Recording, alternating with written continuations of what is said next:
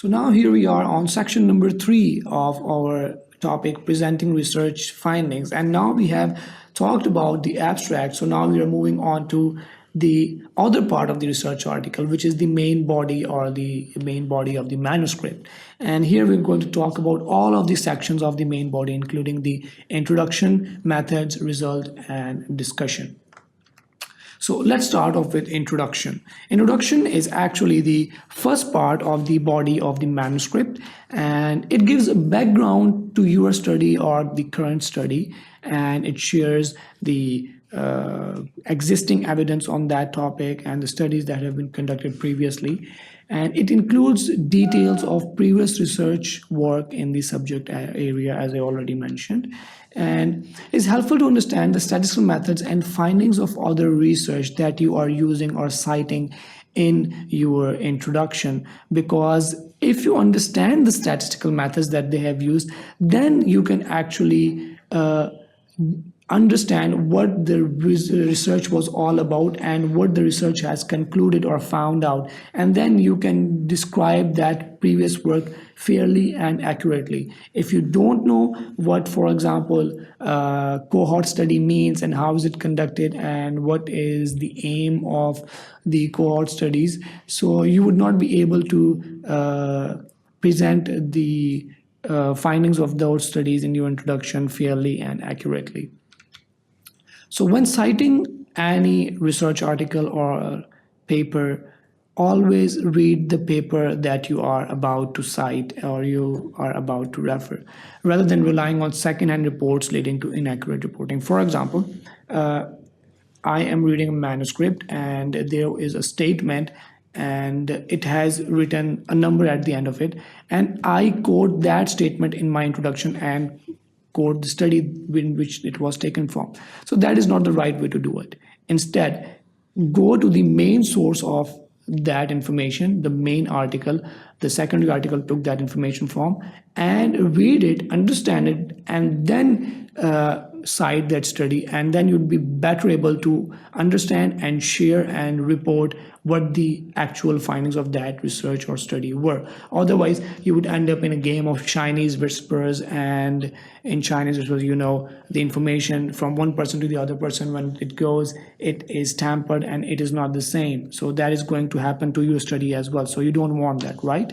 So here is an example. So I'm going back to that study that I shared with you in the previous section. Now I'm sharing with you the introduction. So here you can see the increase in the use of computers among students has exposed them to greater risk for developing musculoskeletal discomfort and disorders. Now I'm conducting a research and I cite this information in my introduction and I give the citation or reference of this article, that number 1 article. Now that is not the right way to do it. If I want to cite this information, the best way to do it would be go to this article or the manuscript, read that article, and then cite that article, and then you would be able to share that information correctly. Now, if you take a look at this introduction, that would actually give you an idea what is the introduction all about. So the increase in the use of computers among students has exposed them to the greater risk for developing musculoskeletal discomfort and disorders, and then computers have become a necessity, and now it is also pointing out the you can say the areas in which the research is not there. For example, impact of amplified computer use on student education, health and well-being is still in the dark, and little attention has been paid to postural education, biomechanical correction, and ergonomic design. Now this statement is actually emphasizing the rationale of this study, and it is reported that more than half of all students experience musculoskeletal symptoms associated with computer use.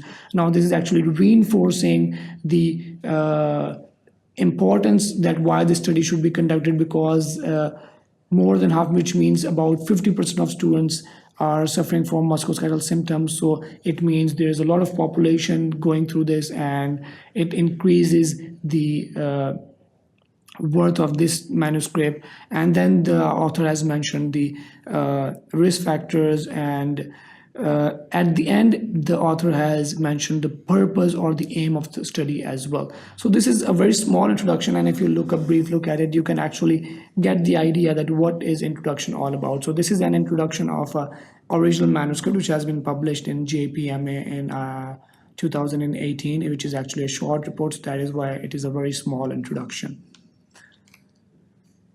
Now, the second part of any manuscript is the method section, and it describes how the study was conducted. It describes all the statistical procedures that played a role in conducting this research. And it should be so clear, it should have such detail, such sufficient detail that anyone reading that study or manuscript should be able to replicate that study. Sometimes it is not possible because of the word limit, but you should be able to do that as much as possible. You should try your best nonetheless.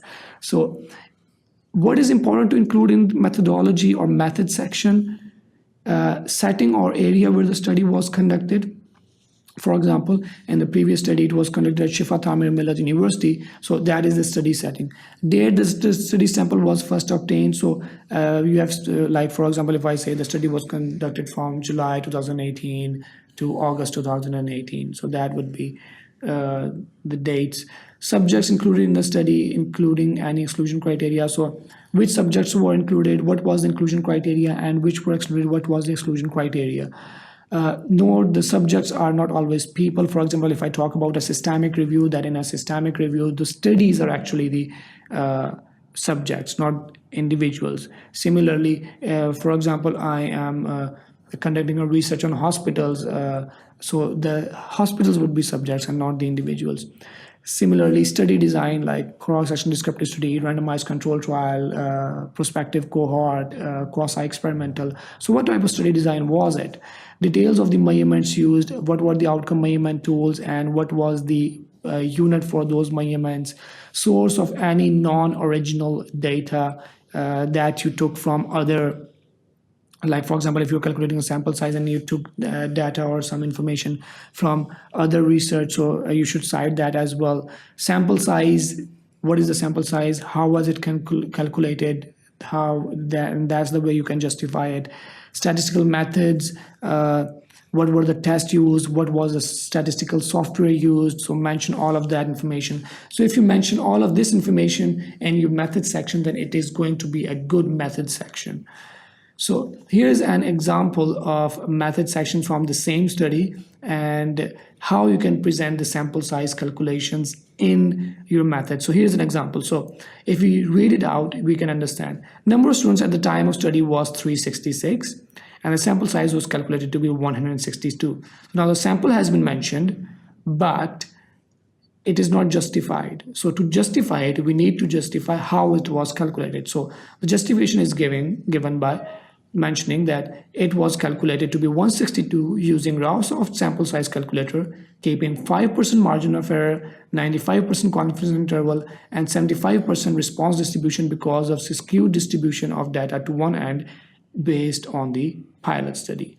So you can and you should do that in your method section, no matter how much you have a limitation of word count, but this is a very important information, and usually manuscripts get rejected because of the researcher is unable to justify the sample size calculation. Now this is the complete methods, regardless of the results, it is the method. So here we can see the sample size, the inclusion criteria is mentioned here as well, the exclusion criteria is also mentioned, and now the sampling technique is also mentioned, like for example multi-stage random sampling, firstly stratified followed by simple random, response rate is also given, total number of participants is also given, outcome measurement tools are also mentioned with their validity and reliability, and the reference is also given because it is not original data, the validity and reliability. The different types of posture adopted and which type of variables were used, which software like SPSS 2.21.0 is the version which was used for analysis, and which tests were used like Kolmogorov-Smirnov, Shaprov-Wilk, and non-parametric test of significance and ethical approval. So all of the information is mentioned in methods and results, and this is the information that you should mention in your manuscript as well. Now moving on to results section of the manuscript. So it gives the findings of the research study, and that is why I always say that it is the most important part of the manuscript and most important part of your research. But you can never have good results without a good method. So that is also important to remember. So selection of the paper with most statistical information. So it is the section which has the most statistical information. It has numeric data, it has p-values, it has a lot of tables and figures and graphs and pie charts. So a lot of statistical information is in this section. So what are the components? So details of the study population, like what are the numbers of subjects which were included, and what are the number of subjects who did not complete the study, and what was the number of dropouts or who were excluded from analysis.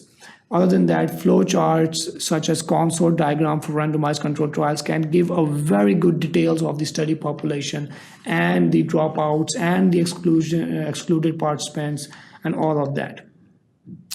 And baseline characteristics for study population, especially when you are comparing two groups, such as in a randomized controlled trial, you should always establish a baseline similarity between the two groups.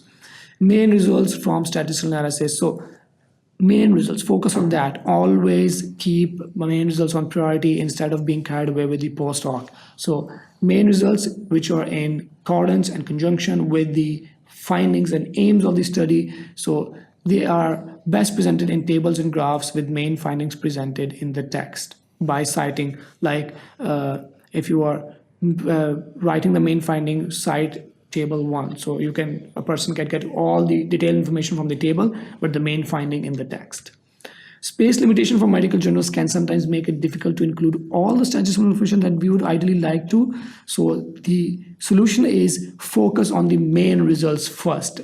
If you have word count remaining, then go for the post hoc. Now, here we have an example of how to write results section. So this example is describing the study population from a study investigating the quality of abstracts in journal articles. So focus on that the subjects here are not necessarily individuals, as I already mentioned. In this example, the subjects are actually studies. So the 20 studies reviewed were all 2 parallel group randomized trials, 2 of which were equivalence trials. So total number of subjects. Of the 18 superiority trials, 33, so ratio and proportion, and 19 papers were first reports of trials and 1 was a follow-up. So main results with total number of studies and with ratio and proportion. So very good reporting of results.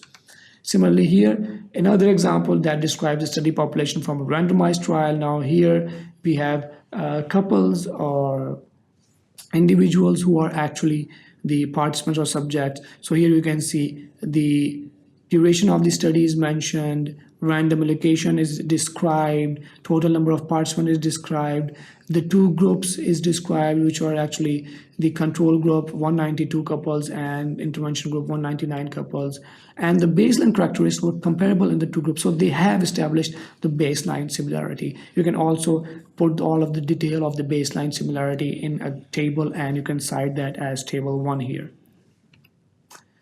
Now, consort diagram, the flow of the study. Here you can see assess for eligibility, total participants, excluded participants, the reason for exclusion, the participants that were randomized, then allocation, and at every follow-up, the number of dropouts or the persons or the subjects who missed the follow-up. So here we have that whole detail, and it's a very good way to report that. And most of the journals make it mandatory to share the consort diagram with the manuscript for consideration of publication in that journal for randomized controlled trials. Now, reporting statistical analysis, as I already mentioned in the results, don't put unedited computer output into research document, because whenever you use a software, it gives you a lot of information. All of that is not necessary, and all of that is not properly structured. So do not just copy and paste it into your manuscript. First of all, you need to re-edit it, reformat it, and then put it. So extract the relevant data only and discard all of the things that you do not require, and reformat as needed based on your manuscript and based on the instruction for authors of the journal that you are sending your manuscript to. Ensure that the data presented are relevant and appropriate for the given context, starting off with the main results, then moving on to post-hoc analysis if needed. Double check the numbers after they have been extracted to make sure they are correct. So because being a human, you can make errors, so always recheck so that you have mentioned the correct values. Now, let's consider an example that how we can present these results. So here we have a screenshot from SPSS software, and this is from the output window. And here we have, you can see mean rank because perhaps the data was not parametric. So non-parametric tests of significance are being used, and that's why Mann-Whitney U has been used, and this is the p-value. So how would we report this in methods section? We would report it as, here first of all, this means fruits and vegetables score, and this means smoker or non-smoker. 0 means, for example, no, 1 means yes. So the fruit and vegetable scores from smokers and non-smokers were compared using Mann-Whitney U test, because this is the test which has been used here. The data are presented as medians and interquartile range because it's a non-parametric test. So you use median plus interquartile because we use mean and standard deviation for parametric tests. In results section, we would report it as the median with interquartile range, number of portions of fruit and vegetables eaten per day at baseline among smokers was 3, which is the median, and this is the interquartile, and 3.75 among non-smokers. So we can see that among non-smokers, there was a greater consumption of fruits and vegetables. Smokers reported significantly lower consumption than non-smokers, p-value 0.02. So you can see all of this information and all of this information has not been shared here because that was not necessary. So you need to point out, you need to pen it down that which information is necessary for you to share in your manuscript and how you should restructure, reinterpret, and reformat it to be shared in your manuscript. And that was an example of it. Now, after results, we have the discussion section. So this is something that glues all of it together. So findings of the study are discussed and interpreted in this section. It also puts the result in context to other research and compares with the findings of the research that have been carried out before the current study. It evaluates the strengths and weaknesses of the completed study, and it also compares it with the strengths and weaknesses of the previous study and the literature.